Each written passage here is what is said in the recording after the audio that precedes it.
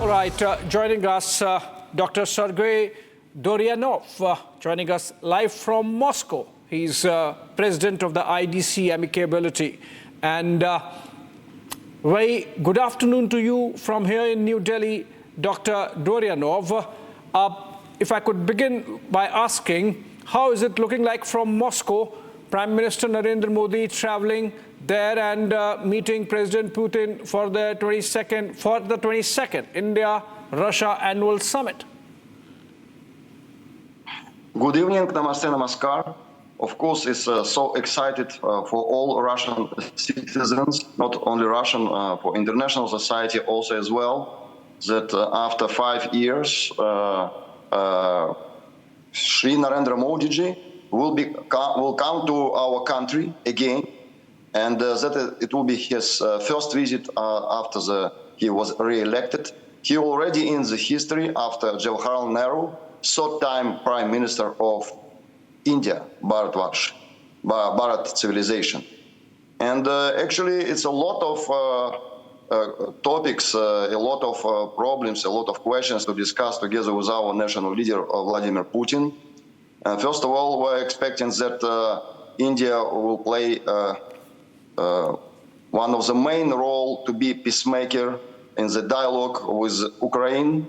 Peacemaking dialogue is very needable for all modern society. Also, as well as you know, that India and Russia, traditional civilization, we belong to the East, and right now the collective West start with this to create some conflict on Ukraine, because that conflict was artificial. As you know, Ukrainian is our neighbors and our nations, our brothers. But unfortunately, it was created by collective West, and right now we can see that the conflict is very close to the end, and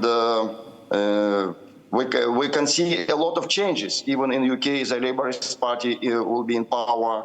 In France, also we can expect some changes in political history of France. That's why it's a time of changes.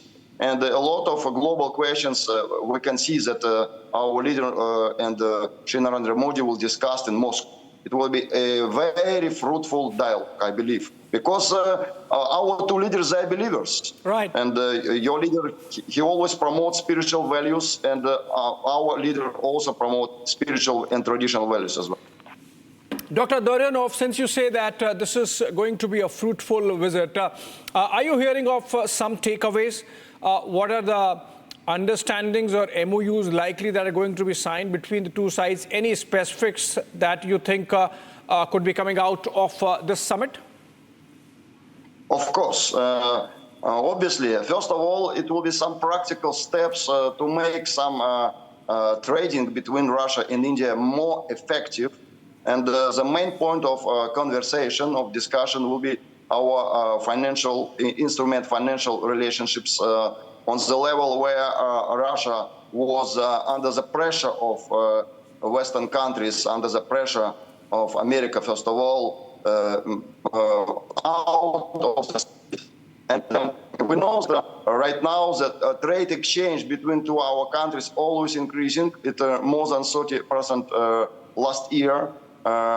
Very dynamically, we are in the interest in the very intensive relationships, not only on trading. It based actually in our culture similarity, in our ideology. Ideology is very close to the moral principles which are mentioned in Vedic scriptures, like a dharma. Right. We always follow to the justice. Yes.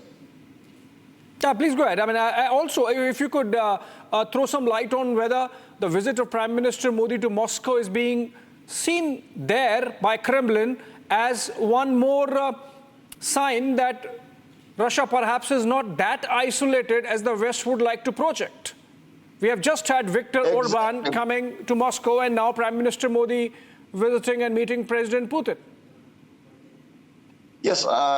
From the side of Shri Narendra Modi, it's also big, we can tell, significant signal to the Western countries that he saw such a brave personality who can, after he was re-elected, he's not coming to UK or USA, he's coming to Russia, and because actually he wants to promote peace, because he's a real peacemaker, and on the level of our common understanding of the situation based on Dharma principles of morality and humanity, we can discuss without any any manipulation of Western media how we can solve this problem in Ukraine. And the main question right now, who will be after Mr. Zelensky?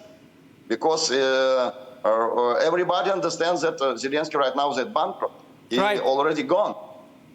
Yes.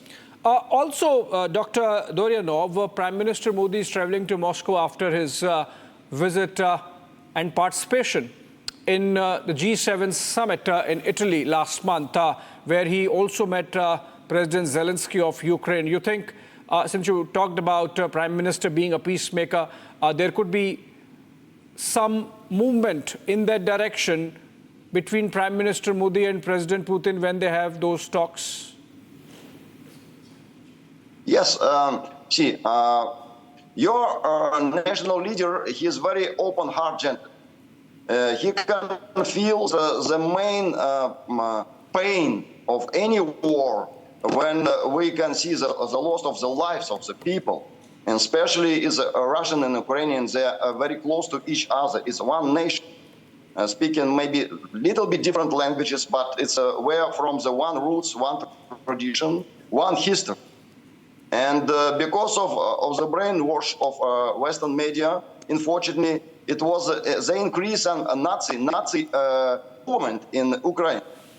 And right now, this special operation of Russia is not only against Nazi, it's also against neo-colonialism ideology and some ideology where somebody can be dominant. It's a multipolar world, and where we can exist in the harmony and love, where we can see that China, India, Russia, like South Asia, we can see America also as well. We wish to America also to be a prosperity country with all achievements, but it should be some Dharma principles is main important. And Vedic culture especially is a fundamental global spiritual message to all of us. That's why your national leader is not only Prime Minister of India, he is representative of Asian civilization, Vedic, with Vedic scriptures. That's why he is in power to be in peacemaker in the modern age. And Dr. Dvarianov, since you mentioned China, there is this impression that post the Ukraine war and the kind of economic stress it has caused on Russia, and the fact that sanctions have compounded that situation, Russia increasingly leans on China for its economic, as an economic pillar of support. And in a way, there is coming together of the Russian and Chinese worldview, which might not be in the best interests of India, given India's position vis-a-vis China, in fact, including a military standoff, ongoing military standoff with the Chinese in the Himalayas. You think that during this visit, President Putin can reassure Prime Minister Modi that Russia is not going to let its foreign policy be influenced by the Chinese worldview? Yes, it's a good question, actually. The definition of politics is like an art of opportunities. And your national leader and our national leader, they are deeply and brightly experienced politicians. And that's why, of course, Indian focus and visit of Narendra Modi is to make some balance about China, because if China and America will be closed, it will be a bigger challenger, and it's dangerous for India. But at the same time, we should remember this particular Russia receives the chairmanship of BRICS. It will be BRICS summit in Kazan in October, where we can expect all leaders of BRICS countries will come to Kazan. And this intergovernmental alliance where China and India together on one platform. And in mind of see that he is very much anxiety about the future of his nation. And China, like a neighbor country, but a little bit another civilization. We should not lead relationship between India and China to the conflict of civilization. We should find any ways for dialogue, for trading, for trade for peace, and of course, which is also a very important point of conversation between Vladimir Putin and Narendra Modi.